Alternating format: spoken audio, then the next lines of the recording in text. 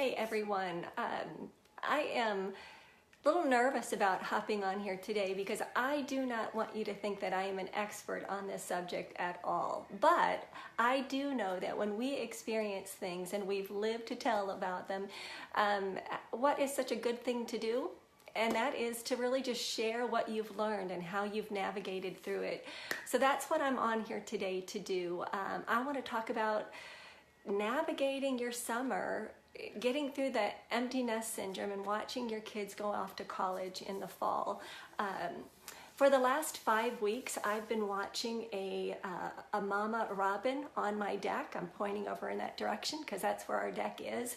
And she's had a nest of 4 little baby robins. So for the last 6 weeks, I've got to watch her, especially in the morning, bring them worms and feed them. And I see their little heads sticking outside of the nest, and she just, I guess she plops them in their mouth. I don't know. But it's like textbook because you can see her with the worm outside her mouth, and it's wonderful. And as I've been watching her feed those robins and watching them grow up, because when they first started, they were, they had no hair, and now I can look up there and they've got, not hair, feathers. I can look up there now and they're ready to fly the nest. She's been doing this for so long. So it's been such a therapeutic thing to watch her, because I'm reminded that is exactly, not exactly, but that is so similar to what we do as mamas. We nurture them. We feed our kids. We make sure they're safe. We teach them how to do things knowing that they're going to fly the nest someday. So for all of you moms out there who are experiencing high school graduation, maybe you just went through graduation. I know our high school just had graduation last night. Maybe you are addressing those high school graduation announcements and getting them in the mail. Maybe you're planning the graduation party and you are doing some things that you can't believe that it's already time to do. I know. So I sent 2 off 2 years ago, almost 3 years ago, and I'll send another one off, our last one off next year. And it gets easier. It doesn't get completely easy. I still found myself the other day in the gym having a mini meltdown. Good thing I was doing leg curls because nobody could see my face, but I was sort of crying because I only have 1 more year with my son. But I want you to know that you will live to tell about it, and give yourself a couple of months into the next school year and you will be like, it's okay. But until then, this can be an extra traumatic time for you. And the best thing that I experienced the summer before my kids left was listening to other moms who had been there, done that recently, and they had experienced it. It made me feel very normal because they assured me that what I was feeling, what I was going through, was just very normal. And who doesn't want to feel normal, but especially a mama? So I wanted to give you some tips and tricks that helped me the summer before my kids left, and then what I still do now to this day with my 2 being off at college. So one thing, and these are in no particular order, these are just things off the top of my head. One thing that I did immediately is I did not hide my tears.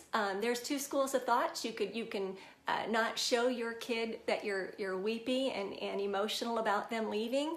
You can kind of stuff your emotions, or you can show them that you are getting emotional about them leaving. So there would be many times during the summer I would just sort of break down in tears around them, but I never apologized to them. But what I did do is I assured them that I sort of gave them a disclaimer that my tears in no way were trying to make them feel guilty about leaving or being excited to leave, looking forward to their future with expectancy. I gave them a disclaimer to please know that when I cry this summer and when I cry dropping you off, it's not to make you feel guilty, because I actually felt that way when my parents would do that, and it was horrific. But I assure them, these are tears of joy. These are tears of a change happening in me that I'm not thrilled about, but I'm thrilled for you. So I told them immediately, Embrace this season, run with it, but know that I'm going to cry, because you're going to want to cry. And I also think it's healthy for guys especially, and I actually have 3 boys. I don't have a girl in my house. It's especially important for guys to be okay around emotion, because they're going to marry a wife who is emotional. Women are like that. So I didn't hide my emotions. So I immediately told him that. I also was ready during the summer, because this will happen.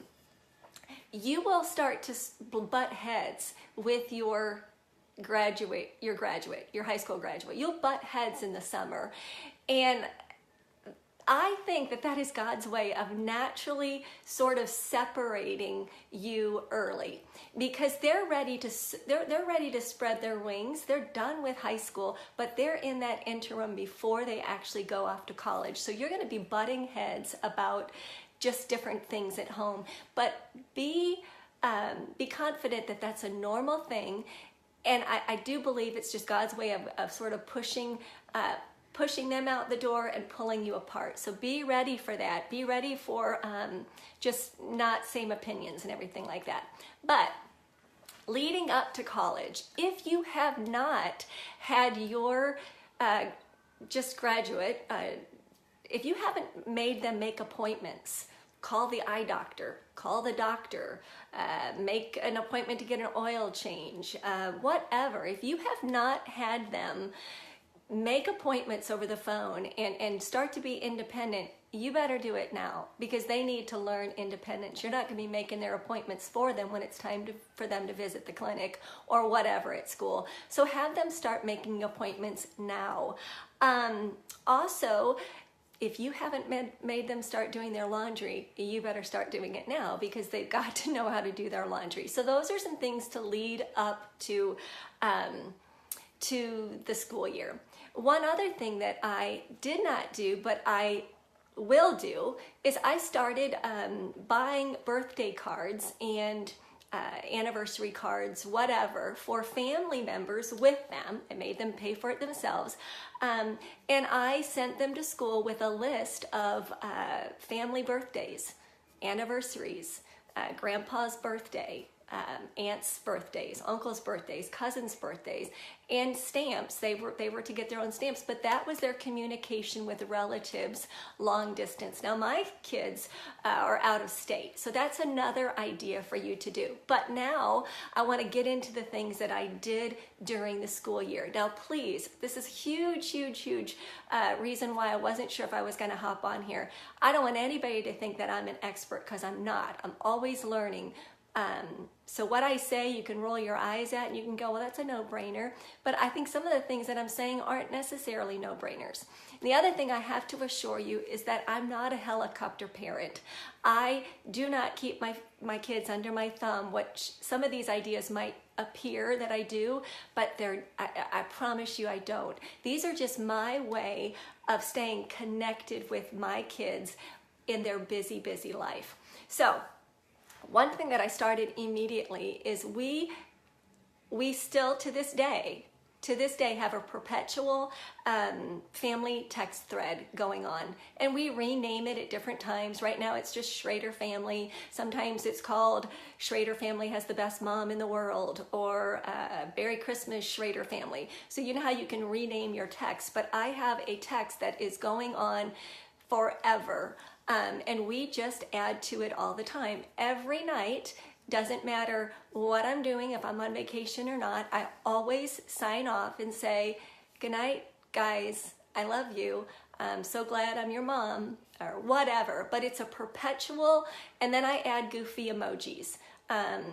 My boys roll their eyes at it, but I know they secretly love it. So anyway, that's one thing that I'm sure you're going to do, but don't ever erase it. Or just make it a perpetual one and then rename the group name, Best Mom in the World. That always gets them. I also have a separate text to just my 2 at college, and sometimes it's even separate. And I'll just say, hey, who's got a test today? What assignment do you have going on? What's on your mind? I'm here to pray for you. What you need prayer about. I'm constantly putting that out there. No, again, not a helicopter mom, but just so they know that I'm here. I'm 9 hours away from each of you, but I'm here. And I know that they enjoy that. And the more it went on and on and on, they opened up to me and said, hey, Mom, I got this huge test tomorrow, or you know, whatever. So have a thread that's also just about what can I pray about with you? What you worried about?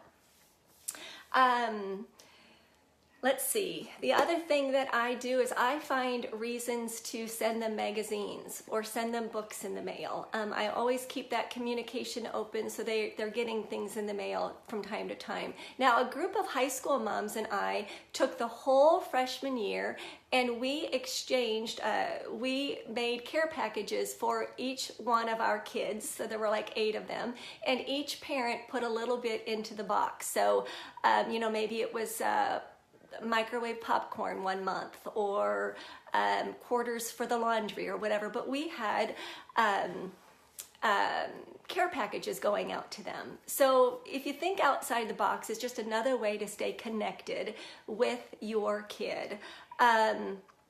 Just today, so my kids went back to their, one's in Dallas, one's in Alabama, and they went back for the summer. So that was traumatic for me, but I'm still sending them some things. So today I sent, I don't think he's on Facebook, I don't think he watches this, but I sent him a whole box of Steak and Shake chili, cans of Steak and Shake chili. He loves it. So I sent it to him in a care package. So it was just my way of connecting with him because he can't find that stuff in Auburn. So, I send them podcasts to listen to. I might send them verses to listen to. And then I, in turn, say, hey, if you got something that you want to share with me, send it my way. And then I'll find them sharing things with me or snapshots of things. Here's the other thing. Now, this is a no-brainer.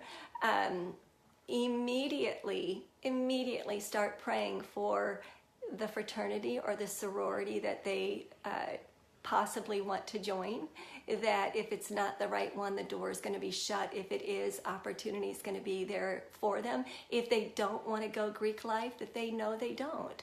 I pray, I've always prayed for their future spouse because I met my husband at college and I know chances are that they're going to do the same thing. So I have been praying forever, but it's picked up speed these last 2 years as I'm praying again for them to, you know right away, this is the girl that I want to date, this is the girl I don't want to date. I'm always pray that they would be connected to a church. It took one almost a year to do that, and the other one got connected pretty quick. But see, I didn't leave it for chance. I knew that that was my role, like that Mama Robin giving her kids the worm. I knew that that was one more thing that I had to do, so I have always done that. Now here is one more thing that I will say that has helped me the most, and it just came to me one day when I was at their campus for orientation.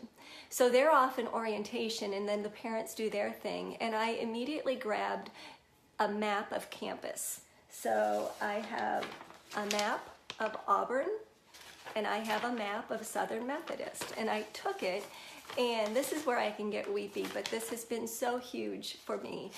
But I keep it by my coffee pot, and I still, each morning I take the maps and I just take my fingers and I just put it over there at the map, and I say, listen, where they walk today, I know you're going to walk with them. You're going to go behind them, in front of them, behind them, on all sides to them. So it was my way, and I know it is, this is not, this is more of a feel good for me because I know it happens, but me just placing my fingers on the map where they would be walking that day was huge. So I would do that. That's probably been the best thing that I could have ever done because it was my connection to them, knowing that I knew where they were going to walk because I could see the buildings that they were going into. So you can tell I'm getting a little bit weepy. So the next thing that I want to say is just make sure that you show your kids that are away I did too, Andrea. Walk the campus, walk the perimeter of the campus before you say goodbye to them, and do it like a couple times. But anyway, one thing that I think is so important is to show your kids that you have a social life again. I think sometimes kids think that we went to college to be a mom. I mean, I think sometimes my kids thought that I went to college to learn how to be a mom, and I didn't have a life after that. So make sure you show them that you do have a life without them, that they're okay to fly the nest and they're okay to spread their wings. You have a life as well, and I think it's healthy for them to see that.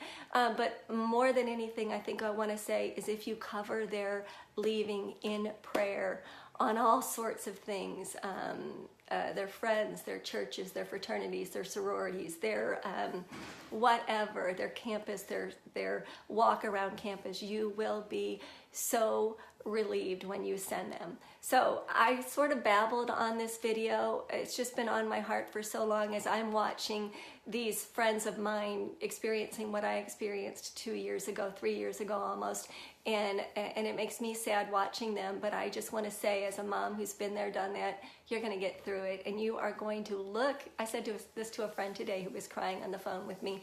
You're going to look back at your kids, and soon they will say or do things that you take an example from. They teach you a lesson, and then all the fruits of your labor start washing over you, and you say, thank you. Thank you. They listened, and now they're teaching me. So that's it. That's all. I'm sort of rambling on about this, but enjoy the last summer that you have at home with your daughter or son. Take a deep breath. Enjoy the time together. Know that little headbutting is going to happen. It's just a natural thing, and if it's up to me, I'd say don't hide your tears. Just tell them that they are tears of complete pride in what they're doing and excitement for where they're going. But it's just tears that this is just a season that has sped by way too fast in your eyes. So that's it. That's all I have to say. Have a great afternoon. If this brought any consolation to anybody out there that is a soon-to-be empty nester, then I'm glad it helped. Share it if you want, but that's it. So thank you.